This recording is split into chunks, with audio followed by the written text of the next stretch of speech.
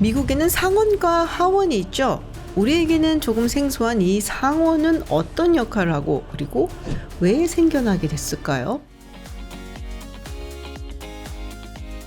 안녕하세요, 김지윤입니다. 얼마 전에 미국 선거 이야기를 했는데요. 그래서 미국 의회에 대한 이야기를 한 번 더 해보려고 합니다. 미국은 양원제죠. 상원 그리고 하원이 있습니다. 사실 우리한테는 좀 생소하긴 하지만 양원제를 택하고 있는 나라들은 꽤 많습니다. 가까이에 있는 일본부터 시작을 해서요. 영국, 캐나다, 네덜란드, 독일, 스위스 등등 상당히 많은 나라들이 이 양원제를 채택을 하고 있어요. 입헌군주제가 있는 나라 같은 경우에는 상원은 귀족을 대표하고 또 하원은 일반 평민을 대표한다 라고 알려져 있죠. 그래서 왠지 평민을 대표하는, 그러니까 우리를 대표하는 하원이 실질적인 권력을 가지고 있는 경우가 좀 더 많습니다. 그런데 미국의 상원은 조금 다릅니다. 똑같이 국민을 대표하고 그리고 상당히 막강한 권력을 가지고 있어요. 그러면 미국의 건국의 아버지들은 왜 상원을 만들 생각을 했을까?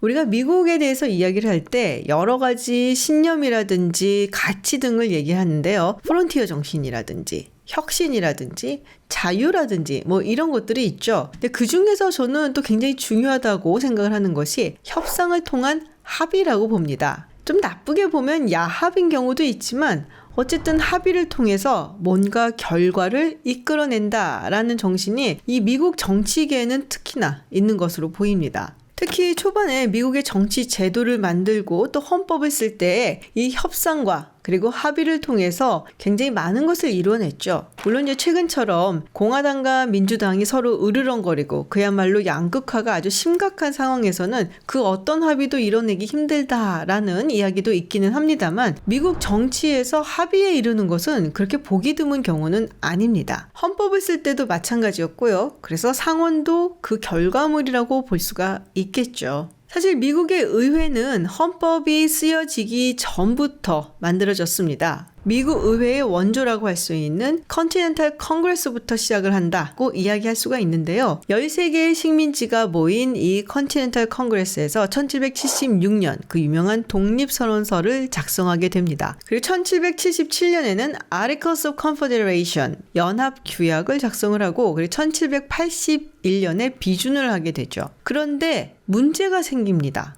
독립을 하고 난 다음에 반란이 일어나는 거예요. 1786년부터 1787년까지 일어난 미국의 최초의 반란, 쉐이즈 반란이라고 이야기를 하는데요. 이 쉐이즈는 독립전쟁에 참전했었던 역전의 용사 다니엘 쉐이즈의 이름입니다. 이 쉐이즈를 중심으로 해서 매사추세츠에서 반란이 일어난 건데요. 농민들이 지나친 채무와 과도한 세금을 견디다 못해서 반란을 일으키게 된 거죠. 당시 매사추세츠는 동부는 상인들이 많이 거주를 했고 또 서부는 농부들이 많았습니다. 돈이 이렇게 넉넉지 않은 농부들이 이 상인들로부터 생필품이라든지 농기구들을 미리 외상으로 좀 사고 그리고 수확을 한 다음에 돈이 생기면 그걸로 갚는 방식으로 생활을 연명하고 있었죠. 그런데 이 전쟁 당시에는 매사추세츠에서 지폐를 많이 발행을 했기 때문에 매사추세츠의 화폐 가치가 많이 떨어졌어요. 그러니까 채무를 가지고 있고 또 빚을 갚아야 되는 농민들 입장에서는 사실은 좀 이득이었던 것이죠. 그런데 전쟁이 끝난 다음에 매사추세츠의 화폐 가치는 물론이고 미국의 화폐 가치도 떨어지고 그래서 비즈니스를 할 때에는 미국의 화폐가 아니라 금, 은, 혹은 유럽의 화폐를 요구하는 경우들이 많아졌습니다. 농민들이 금이나 은이나 유럽의 화폐를 구하기는 굉장히 어려웠죠. 그래서 채무를 갚지 못하니까 상인들이 농민들을 소송을 하고 그리고 법정에서는 상인들의 손을 들어줍니다. 게다가 세금은 또 올라서 굉장히 과도해지고 그래서 채무와 세금을 견디다 못해서 많은 농민들이 함께 모여 반란을 일으키게 된 겁니다. 실제로 독립전쟁에서 혁혁한 공을 세웠던 다니엘 쉐이즈조차도 채무를 견디다 못해서 무공 훈장으로 받은 검을 팔아야 하는 일까지 있었다고 하네요. 쉐이즈 반란은 진압이 되었습니다만 이게 당시에 고관 대작들로 하여금 이런 일이 또 일어나면 어떡하지? 좀 강력하게 군대를 보낼 수 있는 연방정부가 필요한 것 같다라는 생각을 하게 만든 거예요. 그래서 지금까지 있었던 아르크스 컨페더레이션을 폐지하고 새로운 헌법을 쓰자고 결정을 하게 된 겁니다. 지금도 미국의 주들은 그들의 정치 시스템이 있고 주의 헌법이 있고,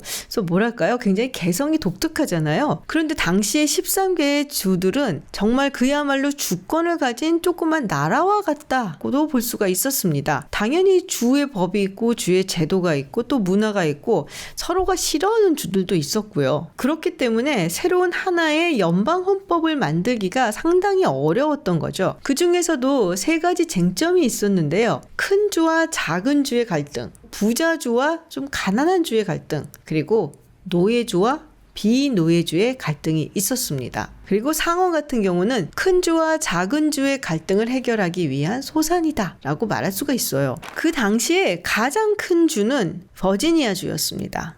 인구가 약 69만 명 정도 됐고요. 그리고 가장 작은 주는 델라웨어 주였고요. 인구가 한 5만 9천 명 정도 되었습니다. 예전에도 제가 한번 언급한 적이 있는데 이 버지니아 같은 경우는 상당히 조금 보수적이면서도 귀족적인 주다라고 볼 수 있거든요. 예를 들면 초대 대통령인 조지 워싱턴을 비롯해서 3대 대통령 토마스 제퍼슨, 4대 대통령 제임스 매디슨 등 굉장히 많은 정치인들과 또 대통령들이 나온 주이기도 하고요. 그리고 엘리트들이 정말 많이 살았었죠. 우리식으로 따지면 약간 양반 동네다라고 볼 수가 있습니다. 버지니아 주의 에드먼드 랜돌프가 제안한 버지니아 플랜에 따르면 양원제를 가지고 그리고 하원과 상원 모두 인구에 비례하는 의석수를 배분하자라는 것이었습니다. 근데 상원과 하원 모두 인구수에 비례해서 의석을 배분하면 가장 많은 의석을 가지게 되는 주는 버지니아 주겠죠. 가장 인구가 많으니까요. 당연히 인구수가 좀 적은 주에서는 이에 반발을 했습니다. 이에 대척점에 서 있는 플랜이 뉴저지 플랜이었는데요. 윌리엄 패터슨이 제안을 했죠. 단원제로 하고 그리고 한 주에 한 명씩의 의원들만 배분하자라는 플랜이었습니다. 당시 뉴저지는 인구가 20만이 채 안 되는, 그러니까 조금 상대적으로 작은 주에 속한다라고 볼 수가 있어요. 양쪽이 모두 양보를 하지 않으니까 타협안이 나옵니다. 올리버 엘스워즈 그리고 로저 셔만이 제안한 대타협안이라고도 부르고요. 또 커넥티컷 플랜이라고도 합니다. 두 사람이 커넥티컷 출신이라서 그렇게 부르는 거죠. 이 커넥티컷 플랜에 따르면 양원제를 유지를 하되 하원은 인구수에 비례해서 의석 수를 배분을 하고 상원은 인구수에 상관없이 모든 주에게 2명의 상원 의원을 배분을 한다라는 것이었습니다. 그런데 여기서 또 문제가 하나 발생을 해요. 바로 노예입니다. 당시 버지니아라든지 사우스캐롤라이나, 노스캐롤라이나, 메릴랜드 이런 곳에는 굉장히 많은 노예들이 있었거든요. 자, 그렇다면 이 노예까지 다 포함해서 인구로 쳐야 되는가? 아니면 이 노예들을 뺀 사람들만 인구로 쳐야 되는가? 이 문제가 닥쳤는데요. 당시 버지니아 주에는 노예 수만 29만 명이었습니다. 그래서 그 노예 인구를 빼고 나면은 약 40만 명 정도 되니까 그러면 펜실베니아보다도 인구수가 적어지게 되는 것이었거든요. 그리고 노스캐롤라이나, 사우스캐롤라이나, 그리고 메릴랜드 이런 곳들도 모두 노예 숫자가 전체 인구의 25에서 40% 정도 됐기 때문에 노예 숫자를 빼고 나면 사실상 인구가 확 줄어들었어요. 당연히 하원에서 의석을 많이 차지하기 위해서 노예가 있는 주에서는 노예도 다 포함해야 된다라고 주장을 하고, 또 노예가 없는 매사추세츠를 비롯한 뉴잉글랜드의 주들에서는 노예를 빼야 된다라고 주장을 합니다. 사람 아니라면서 왜 노예를 치자고 그래? 라는 것이죠. 그래서 어떻게 했냐? 노예 한 명을 5분의 3으로 계산을 해서 인구로 포함을 시킨 겁니다. 참 지금 생각하면 사람 한 명을 어떻게 5분의 3으로 계산을 할까 굉장히 좀 씁쓸한데요. 어쨌든 그런 식으로 야합을 한 거죠. 상원이 있는 국가들은 많지만 이 상원이 어떤 역할을 하는가는 조금씩 다릅니다. 그야말로 형식적으로 있는 국가도 있고요. 미국 같은 경우는 굉장히 많은 역할을 하죠. 모든 법안이 하원과 상원을 통과를 해야 됩니다. 그래서 똑같이 이 표결의 권한을 가지고 있고요. 그리고 Consent and Advice라고 해서 대통령이 임명하는 장관, 대사, 그리고 대법원 판사라든지 연방법원 판사들을 찬성하거나 반대하는 권한을 가지고 있죠. 그리고 외국과 맺은 조약을 비준하는 권한도 있습니다. 그리고 예전에 트럼프 대통령 시절에 좀 보셨겠지만 하원에서 대통령의 탄핵을 소추를 하면 그 탄핵을 결정하는 것 역시 상원이 가지고 있죠. 그리고 필리버스터도 할 수가 있습니다. 다만 하원은 세입과 관련된 법안은 무조건 하원에서 시작해야 된다라는 조항이 헌법에 적혀져 있기 때문에 돈과 관련된 일을 많이 하죠. 하원은 국민을 대표한다 라는 의미가 조금 강한 반면에 상원은 뭐랄까요? 약간 현자? 와이즈맨? 좀 현명한 어른의 느낌이 좀 더 강합니다. 우리가 고전 중에 고전이라고 부르는 이 페더럴리스트 페이퍼, 즉 연방주의자 논거의 62번 논거를 보면 제임스 매디슨이 주들의 권한을 확보하기 위해서 상원을 마련해놨다라는 취지의 논거를 씁니다. 과반의 국민뿐 아니라 과반의 주들도 찬성을 해야지 법안이 통과될 수 있다 라고 이야기를 하는데요. 특히 대중의 열망에 쉽게 좌지우지 될 수 있는 하원에 비해 상원은 그보다는 조금 더 멀리 떨어져서 덜 휘둘리고, 그리고 국가의 장래를 위해서 좀 더 장기적인 안목을 가지고 현명하게 판단을 해야 된다 라고 이야기를 하고 있죠. 그래서 사실 상원은 처음부터 직접 선거로 선출된 건 아니었고요. 그러다가 부정부패가 좀 많아지니까 1913년 제17조 수정헌법에 의해서 직접 선거로 바뀌었죠. 그리고 상원의원이 될 수 있는 자격은 하원의원인 25살보다 5살 많은 30살부터입니다. 뭔가 나이도 조금 높이면서 경험이라든지 아니면 연륜이라든지 이런 것을 강조하는 느낌을 주죠. 임기도 하원 의원처럼 2년이 아니라 6년으로 좀 더 길게 잡아놨고요.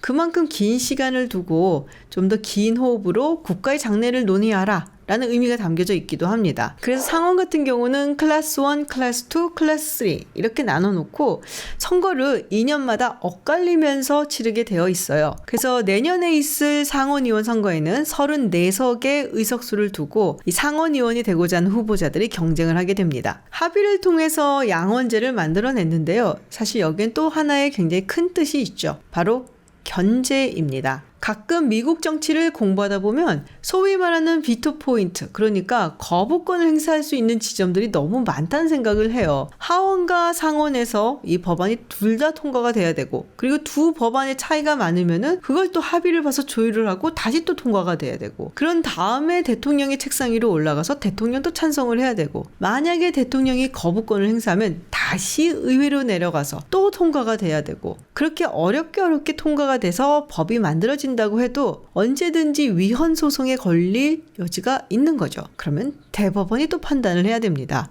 정말 곳곳에서 이건 아니야 라고 반대를 할 수 있는 장치를 마련해 놨는데, 건국의 아버지들을 보면 인간에 대해서 그다지 신뢰하지 않았다라는 점을 알 수가 있습니다. 인간에 대해서라기보다 어쩌면 권력을 가진 인간에 대해서 신뢰를 하지 않았다라고 보는 것이 더 적절할 수도 있겠네요. 예를 들어 토마스 제퍼슨은 이런 말을 했었죠. 권력에 관해서는 그 어떤 인간도 신뢰해서는 안 된다. 그 대신에 그 권력을 남용하지 못하게 헌법의 사슬로 묶어놓아야 된다. 2대 대통령인 존 아담스도 이런 말을 했습니다. 권력은 견제 없이 주어져서는 안 된다. 제임스 매디슨도 이런 말을 했어요. 입법, 행정, 사법의 권한을 똑같은 사람들이 갖게 되는 것은 폭정으로 향할 수밖에 없다. 한 명이든 몇 명이든 아니면 여러 명이든, 그리고 그들이 그것을 세습으로 혹은 스스로 임명함으로써 혹은 선거에 의해 선출되어 가졌더라도 그것은 결국 폭정일 뿐이다.